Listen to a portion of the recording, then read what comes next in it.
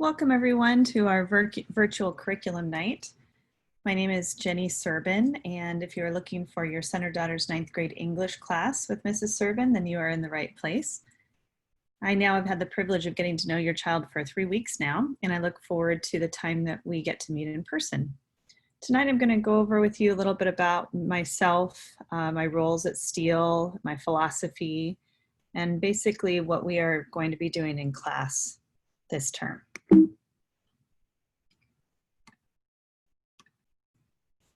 So I'll start a little bit about my background in education. I am a local person. I grew up and went to Valhalla High School, where I was very involved at school. And I think because of that experience is what propelled me to want to become an English teacher. I was very influenced by the teachers that I had in high school. And as I left college, I realized that that's the kind of work that I wanted to do, is to work with teens every day and help them become the best version of themselves that they possibly can be.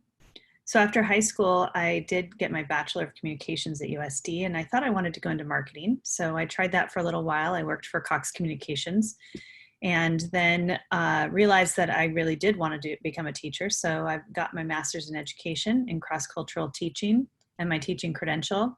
And I taught at Valhalla for a total of 6 years. That time that I was there was interrupted for 7 years while I was a stay-at-home mom. And I had my own business teaching music to young children during that time. And then when I came back, I did go back to Valhalla for a couple of years. And then I was hired at Steele Canyon High School, and I've been working here for 9 years. Right now, I'm also working on my administrative credential. I'm in my 2nd year of that program. A little bit about me and my family. I'm a mom of 2 children who I absolutely love. My son there on the left, his name is Gabriel, and he's a senior at Steele Canyon. My daughter Harmony is a sophomore at Steele Canyon, and I'm very lucky that I get to see them every day. My husband is also a local educator. He's down on the bottom between my 2 children in that picture. His name, Mike Serbin. He works in Cajon Valley Union School District as the Director of Family and Community Engagement. But I often have students who also had him as a principal. He was a principal at Hamasha Elementary, and he was also a principal at Naranka Elementary for many years. And so sometimes my students also know him. Those are some of the things that we like to do together: hike and kayak, read, go to backpacking every summer, and we also go to the beach a lot as well. At Steele Canyon, I am as an English teacher, as you know. I've taught all grade levels. Most recently, I was teaching 11th grade, and I was teaching the AP class, AP English Language and Composition. But I have also taught at the college prep level, as well as in 9th grade here at Steele. When I was at Valhalla, I taught 10th grade as well as 12th grade. I also have other hats that I wear. This year, for the first time ever, I'm the Student Activities Director, or otherwise known as the ASB Advisor. And that's an exciting new role for me. I really look forward to helping build community within our Steele Canyon campus. And also for the number of years that I've been at Steele, I've also been the Save Promise Club Advisor, which has brought me to a lot of different opportunities across the nation, advising students and helping them teach and educate the community, student community, on how to seek help if they feel that they need help in some way, either because someone is going to harm themselves or someone else. And so I've had an opportunity to work with Sandy Hook Promise at a national level to help develop curriculum for students across the nation. And my other hat is mom. Since my kids go to Steele Canyon, I get to see them every day. And it's a real privilege that I have that opportunity. My basic philosophy is that all students can learn. And every day I'm asking myself how I can empower students to discover their individual strengths, interests, and values. And that can look like a lot of different things. It's not just about what they are, what I'm teaching them or what they're learning academically, but I also believe it's in developing the entire person and making sure that they find passion that they have in life. And so one of the things I do is try to empower students to have an active role in the community classroom. So this year we started by coming up with some class agreements, and these are the agreements that your students, your children came up with. I was very proud of them. I thought they were very mature in the way they came up with these agreements. And we preview these and review these every day. So we ask every day to remind ourselves to be open and respect others' ideas, to be there for each other and offer help, to be engaging, focused, prepared, and on time, to communicate positively. And they thought that that looked like asking questions and also listening with their eyes and their ears. And what they meant by that was being engaged, especially in this virtual environment, by following people with their eyes and not being distracted and doing other things, but also truly listening to a person and what they have to say. So I should feel very proud of your children. I really love the resilience that they're already showing and the tenacity that they're already showing. And these class agreements are testament to that. The other thing that, especially as freshmen, they're entering high school now, we want to work on their communication skills. And sometimes they struggle with their communication with their teachers. They get nervous about doing that. And so in order to develop that effective communicator quality, we're asking that you encourage your child to initiate communication with adults on campus before you do, just simply to try to nurture them along and make sure that they are being their own best advocate. We also encourage them to check grades weekly on Canvas. Aries is where their final grades will be posted, but in our classroom, Canvas is the most accurate and the most up-to-date. And also, if they need to attend tutorials, which I offer on Tuesdays and Thursdays from 1 to 2 p.m. in the virtual environment. Now, of course, we know that they're going to need some additional support. And so I'm always happy to hear from you. So if you feel that your child needs some assistance or is going through something personally that you'd like me to know about, please reach out to me.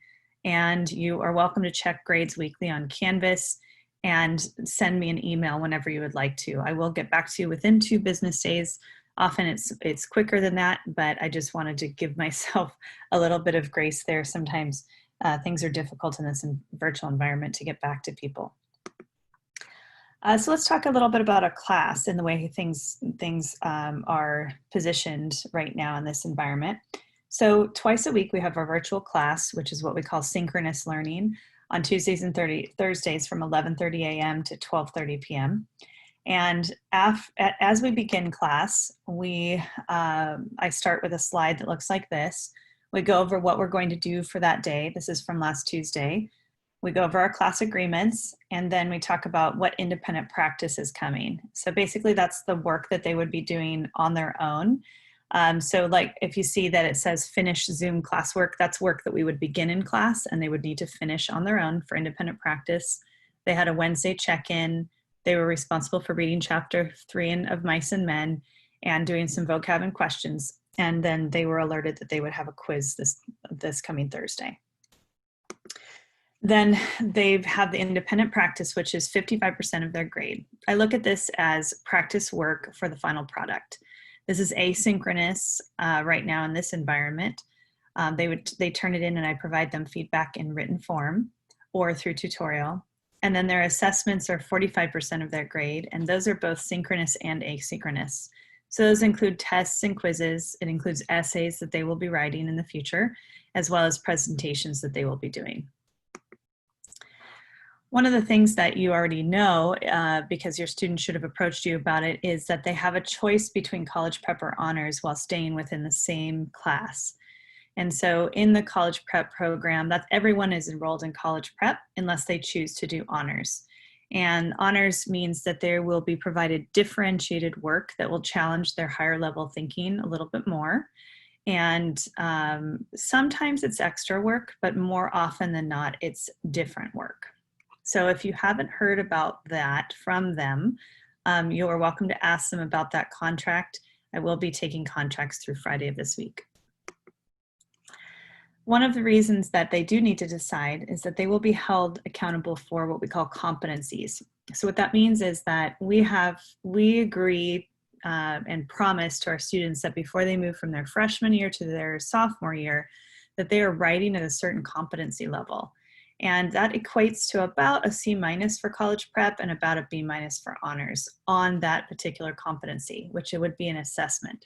And if that competency isn't met, then my commitment is to make sure that I help them rewrite and revise until that essay or presentation that competency level is reached for them. So if you hear them talking about competencies, that's what we're talking about, is making sure that they're writing at the level that is appropriate for them and also challenging for them. So in this class, we work on the following 4 skills: speaking, listening, reading, and writing.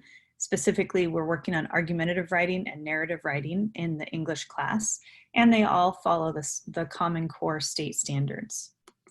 We have 3 units of study. The first one we are working on right now is centered around Of Mice and Men. And we are focusing on, our instructional focus is on reading, making claims, and supporting it with evidence. And we're learning some literary terms, and that will end with an argument essay. That argument essay, we've already started to talk about the topic, and that's the idea of marginalization or being mistreated or being in the center of power and mistreating others. And so in Of Mice and Men, there are 4 different characters that are marginalized, it happens to be a woman, a person of color, someone with an intellectual disability, and someone with a physical disability, as well as the elderly.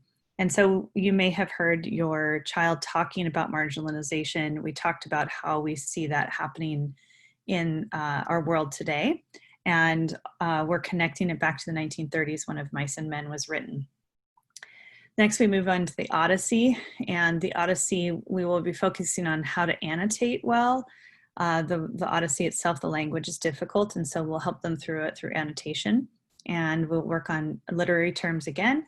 We'll be teaching them how to write dialogue, and it will culminate in a narrative essay where they use really descriptive language to write a story that goes along the lines of a hero's journey, just like the Odyssey is a hero's journey. They'll write their own hero's journey about an event in their life.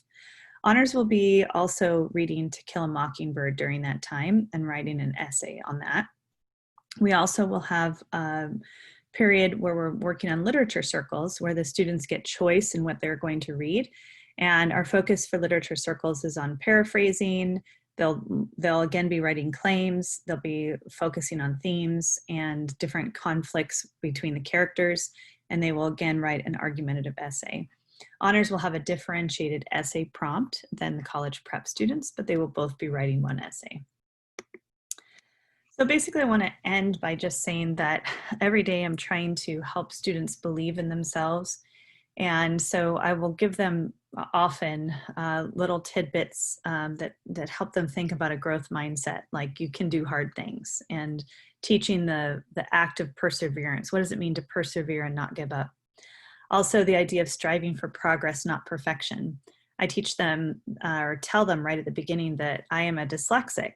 And as an English teacher, as someone going through school, that was very difficult and still is sometimes very difficult. And so I'm constantly working on that. And I want them to understand that it's about that perseverance, and it's about understanding that perfection is not required, but that progress is always working and striving for progress, and working on the hard things is really important. And the last is a quote from John Lewis, who recently passed away and was someone who was influential to me in his advocacy work. And he said, "You are a light, you are the light. Never let anyone, any force dampen, dim, or diminish your light."